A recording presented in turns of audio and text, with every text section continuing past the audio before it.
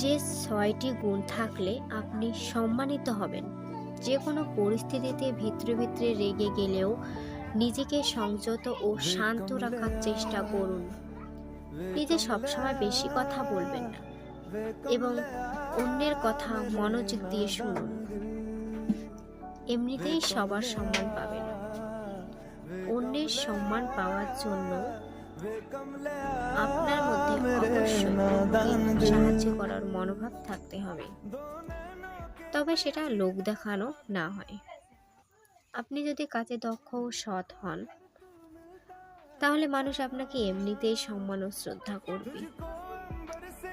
অন্যের কাছ থেকে সম্মান আশা করলে